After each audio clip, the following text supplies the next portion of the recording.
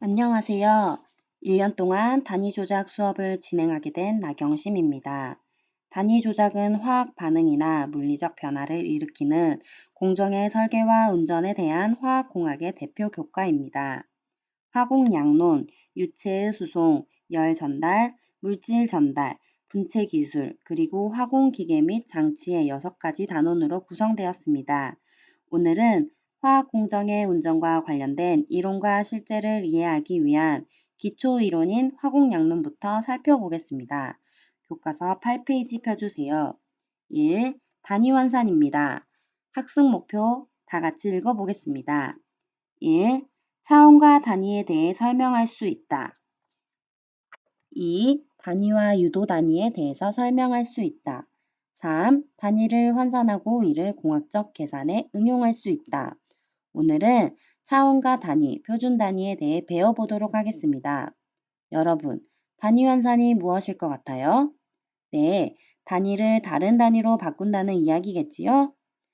단위 조작에서 다루어질 수 있는 물질의 이송, 압력과 온도의 변화, 에너지의 유입과 회수와 같은 양적 계산에는 차원과 단위라는 개념이 필요하는데 이 양을 상호 비교하고 계산하기 위해서는 단위를 상호 연산이 가능한 동일 단위로 바꾸는 작업이 필요합니다. 바로 이 작업을 단위 환산이라 합니다. 여기서 차원과 단위는 무엇인지 한번 살펴보겠습니다. 교과서 9페이지입니다. 차원이란 점이나 선은 1차원, 면은 2차원, 부피는 3차원이란 말을 들어보았을 것 같은데요. 공학에서도 비슷합니다. 물리적 세계에서 길이, 시간, 면적, 속도 등과 같이 측정이 가능한 양을 의미합니다. 대부분의 공학 계산에서는 수치와 단위를 함께 쓰는 것이 필수적입니다. 예를 들면 2m, 3.2kg, 4초, 85도씨 이렇게요. 많은 차원들 중에 가장 기본이 되는 차원은 7가지입니다. 질량, 길이, 시간, 온도, 물 질량, 전류, 광도입니다. 여기서 차원을 곱하거나 나누면 또 새로운 차원을 갖게 됩니다. 예를 들면 길이 미터를 시간 초로 나누면 속력 미터 퍼 초로 표현합니다. 또 이 속력을 시간으로 나누면 가속도인 미터 퍼 초 제곱이 됩니다. 차원의 표현을 보면 길이는 L, 질량은 M, 시간은 T, 중량은 F로 표현이 됩니다. 두 번째, 단위입니다. 단위는 차원의 특성을 구체적으로 나타내기 위한 방법으로 어떤 물리량을 측정할 때 주어진 양을 측정하는 기준이 되는 일정량을 말합니다. 단위는 연산이 가능한데요. 덧셈과 뺄셈의 경우 같은 단위 길이만 연산이 가능합니다. 10m 더하기 5m는 15m로 연산이 가능하지만 5m 빼기 2kg은 연산이 불가능합니다. 단위의 곱셈과 나눗셈은 단위에 상관없이 가능하나 4번을 곱하면 무의미한 차원이 됩니다. 100km를 2시간으로 나누면 50km per hour가 되는데 50km 곱하기 50km 곱하기 50km 곱하기 2시간을 하면 4번을 곱했기 때문에 무의미한 의미가 됩니다. 두 번째, 표준 단위와 유도 단위입니다. 먼저 단위계를 살펴보겠습니다. 기본 단위 방금 7가지 배웠는데 길이, 질량, 시간, 온도, 물 질량, 전류, 광도 이들의 단위입니다. 길이는 미터, 질량은 킬로그램, 시간은 초, 온도는 켈빈, 물 질량은 몰, 전류는 암페어, 광도는 칸델라라고 합니다. 배수 단위는 기본 단위의 배수나 분율로 정의되는 단위를 말합니다. 1m는 100cm, 1시간은 3600초, 1톤은 1000kg을 배수 단위라고 합니다. 유도 단위는 기본 단위나 배수 단위들을 곱하거나 나눔으로써 얻어지는 단위를 말합니다. 예를 보면 길이 cm와 시간 초의 단위를 이용하여 유도한 단위들을 보면 cm per 초 속도가 나오고 cm per 초제곱 가속도가 나옵니다. 세 가지 이상의 기본 단위들의 조합은 하나의 단위로도 정의가 됩니다. 예를 보면 1뉴턴 힘은 1kg 곱하기 미터/퍼 초제곱이니까 단어가 세 가지 이상의 조합으로 한 단어 N, 뉴턴으로 정의가 됩니다. 표준 단위계 SI입니다. 각 나라의 관습에 따라서 여러 가지 단위를 사용하였으나 국가 간 무역과 정보의 통용을 위해서 1960년 국제도량형 총회에서 표준 단위계를 선정하였습니다. 우리나라에서도 1964년에 국제 단위계만 사용하도록 하여 7개의 기본 단위가 바탕으로 MKS 단위계라고 불리고 있습니다. 7개의 기본 단위가 또 나왔습니다. 여러분 뭐죠? 길이 미터, 질량 킬로그램, 시간 초, 온도 켈빈, 광도 칸델라, 전류 암페어, 물 질량 몰입니다.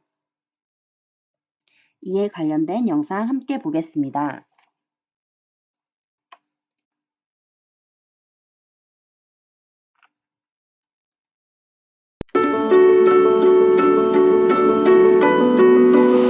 우리는 모두 자연에서 살아갑니다.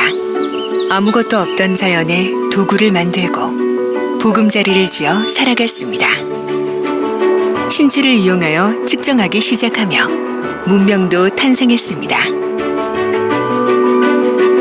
시간을 가늠하고 길이, 부피, 무게의 단위도 만들었습니다.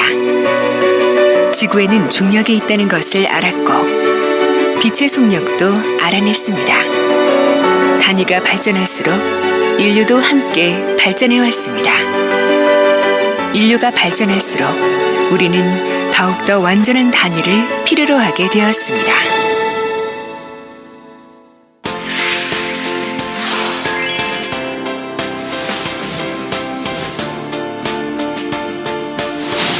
(1875년 5월 20일) 세계는 최초로 미터를 함께 쓰기로 합의했습니다.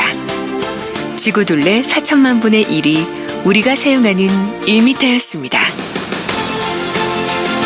두 번째 세계 단위는 질량이었습니다. 1889년 높이 39mm, 지름 39mm의 원기둥은 1kg의 기준이 되었습니다. 똑같이 제작한 원기둥을 나눠 갖고 각국의 연구자들은 1kg을 꾸준히 확인해 왔습니다.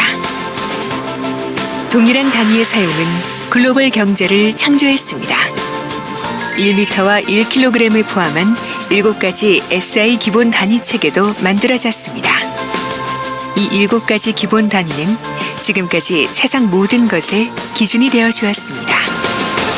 자유롭게 곱하거나 나누면 새로운 값들을 구할 수 있었습니다. 하지만 이제 7가지 기본 단위는 새로운 변화를 맞이합니다.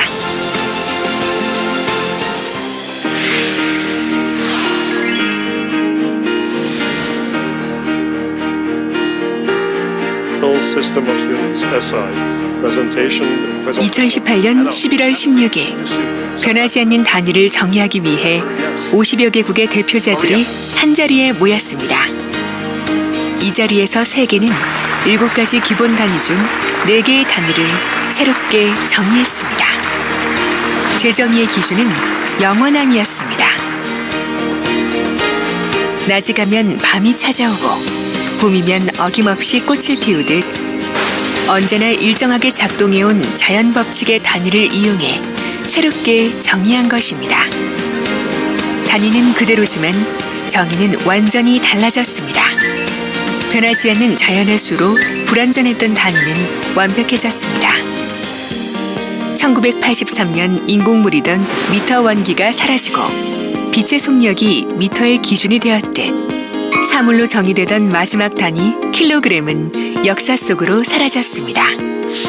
대신 빛의 파장과 진동수인 플랑크 상수를 통해 1kg을 정확히 나타낼 수 있게 되었습니다. 전류의 단위 암페어는 일정한 전하량을 갖는 전자가 1초에 몇 개나 지나가는지를 세어서 정확하게 알 수 있습니다. 물의 3중점이 기준이던 온도 켈빈은 온도와 물질이 가지는 에너지 상태를 연결시켜주는 볼츠만 상수를 이용하여 계산하게 되었습니다.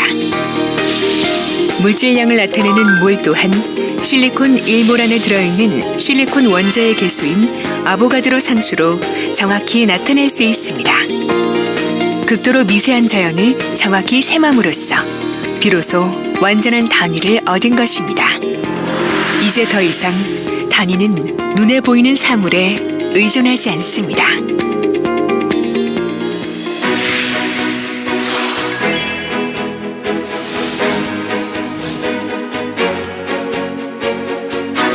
한국표준과학연구원은 인공물인 원기 대신 질량을 측정하는 키블 저울을 개발했습니다.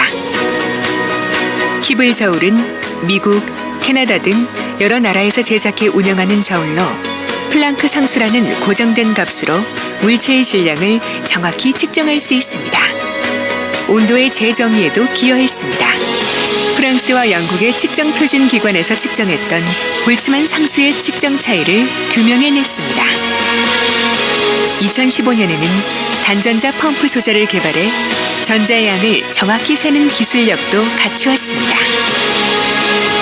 이처럼 크리스는 한국의 표준이자 세계의 표준을 만들어가고 있습니다. 이제 우리는 불변의 단위를 기준으로 미래를 연구할 것입니다. 질병 치료, 미래 에너지 개발, 첨단 기기 도입 등 정확한 단위는 소소한 우리의 일상을 변화시킬 것입니다. 그 변화의 시작이 될 2019년 5월 20일, 완전한 단위는 완전한 미래의 시작입니다.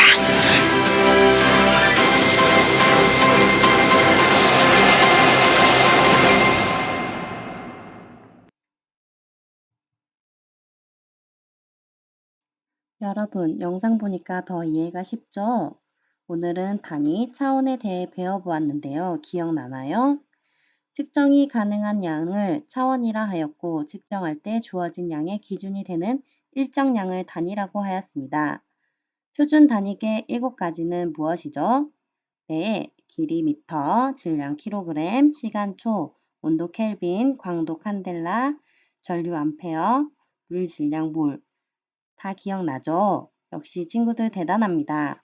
다음 시간에는 단위 환산에 대해 더 자세히 배워보도록 하겠습니다. 과제방으로 가셔서 과제를 수행해 주시기 바랍니다. 수고하셨습니다.